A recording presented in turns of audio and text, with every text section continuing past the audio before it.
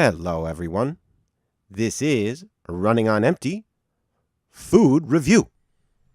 Just kidding. Hi everybody, this is the Lost Boy, and thanks for watching. If you enjoy this video or agree with the things I said, please feel free to hit the like and subscribe buttons, and maybe even the bell icon too, seeing as subscriptions just ain't what they used to be. First off, Apple recently announced that its new iOS 12 update will speed up older iDevices quite significantly, with speeds up to twice as fast when a device is under load. I've always been mostly neutral about most tech rivalries, and I've always seen both sides of the Apple versus PC debate. However, when Apple started pushing heavily into mobile devices, I started to notice a disturbing trend. Apple products have always been costlier than their non-Apple counterparts. In the olden days, and even still today to a degree, there was a justifiable reason for this higher cost. The fact that Apple hardware and software were in sort of a walled garden meant much greater stability and reliability, as well as much greater ease of software and hardware compatibility. If you were doing high-end audio processing or graphic design work, you'd obviously prefer a nice hefty Macintosh, which of course comes along with software that feels and performs as though it was custom designed for the hardware.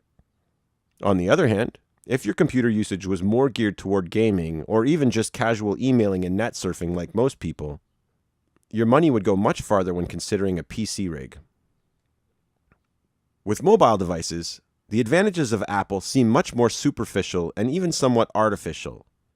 When we found out last year that Apple was actually throttling the speed of devices with older batteries without telling anyone, it really seemed like nobody was very surprised.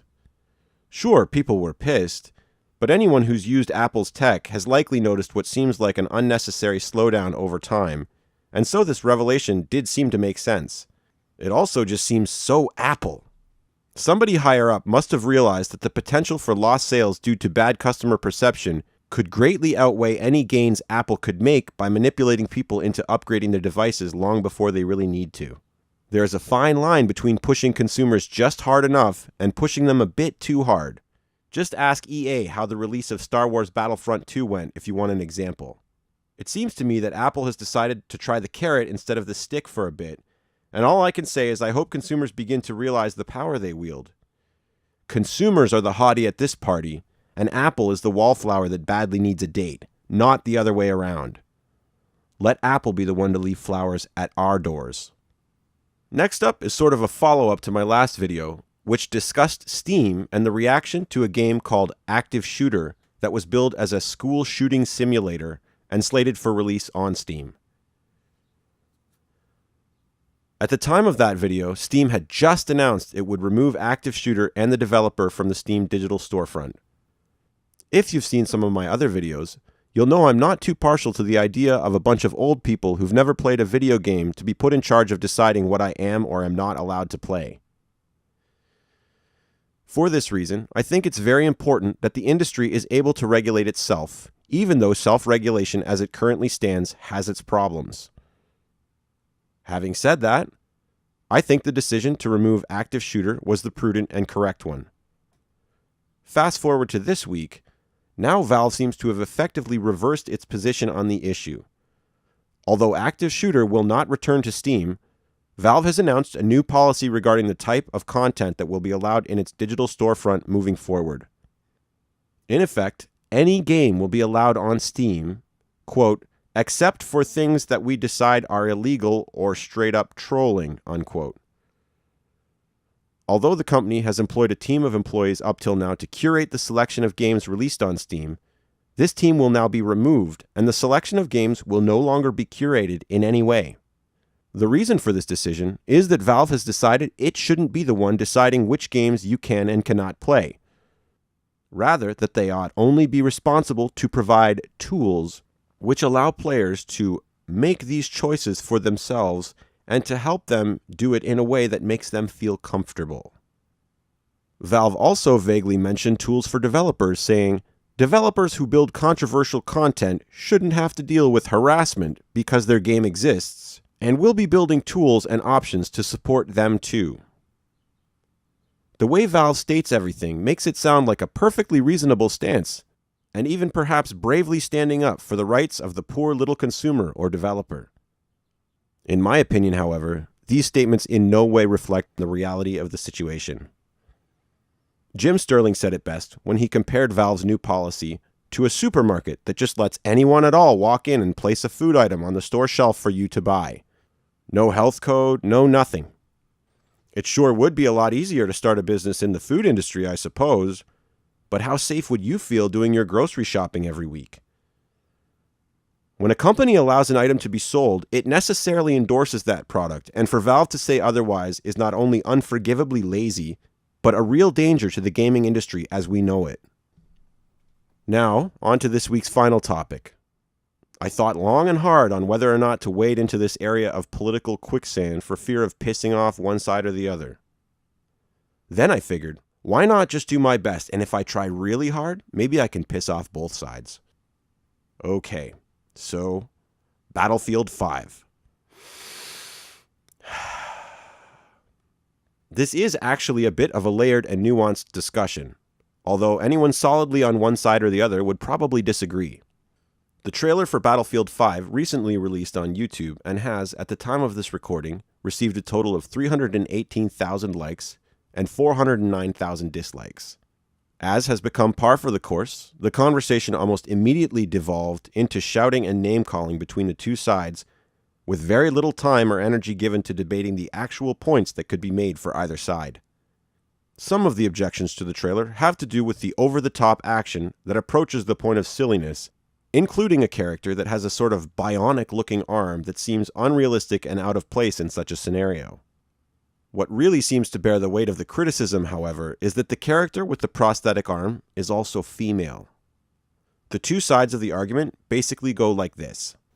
Why would you make a game so stupidly unrealistic as to feature a female amputee, with emphasis on the female part, that takes place in World War II? Now, the assumption here is that very few women, or amputees for that matter, actually saw combat in World War II. The counter-argument goes something like, open a history book, you ignorant troglodyte, and you'll see that women did actually fight in World War II, in air forces, as snipers, secret agents, and more. Now, on one hand, the low ratio of female to male soldiers during actual typical World War II combat scenarios would make your odds of randomly running across one pretty low. That doesn't, on the other hand, mean that it couldn't happen. If a female amputee kicking ass on a 1940s battlefield seems unrealistic, have you watched the rest of the trailer?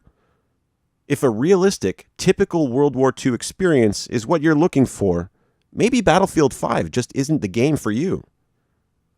I'm not saying that makes you a bad person, but I feel like if that was the only problem, you could just decide to vote with your dollar and not buy a product that you find silly or distasteful.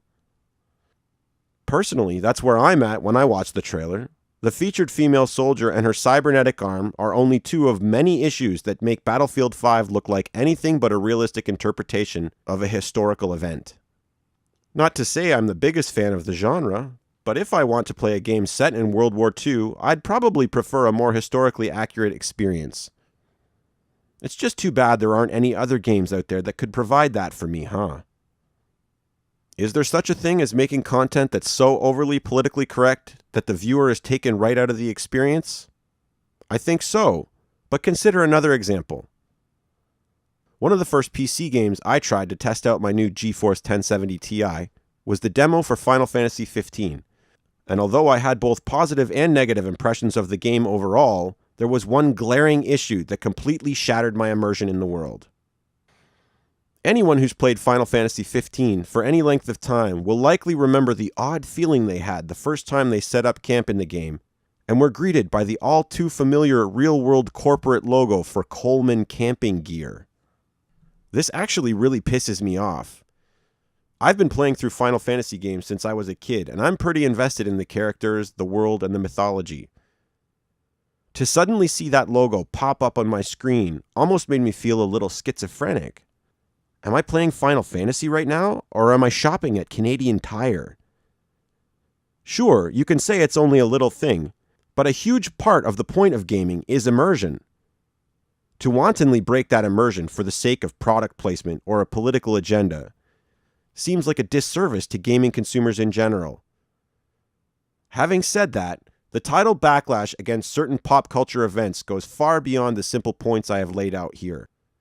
Recent examples include hatred towards Kathleen Kennedy over the latest Star Wars movies, and before that, it was Paul Feig over the female Ghostbusters film, and there are many other examples as well.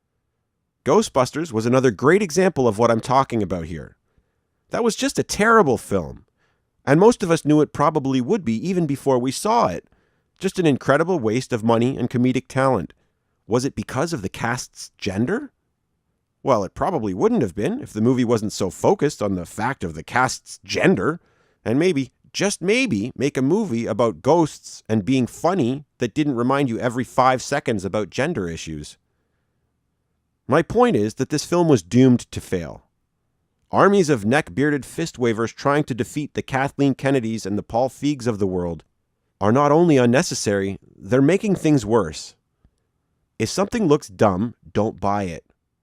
Ghostbusters isn't getting a sequel, and Battlefront 2 tucked its microtransactions between its legs.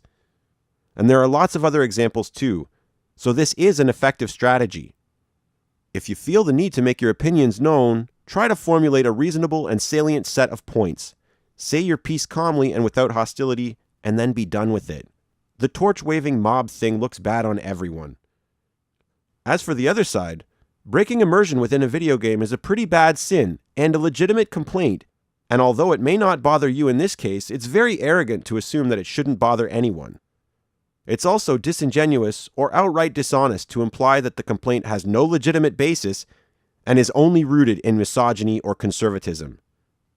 I'm not saying everyone should agree, but things would be a lot better if we could all stop assuming everyone on the other side is either stupid or evil, simply because they disagree with us on one point or another. If you've stuck with me this far, then thanks again. This is still quite a small channel, and I do indeed appreciate all of your support. If you have any thoughts or opinions about today's topics, or anything in general, as always, please comment below. Always remember your happy thought, and I'll see you next time.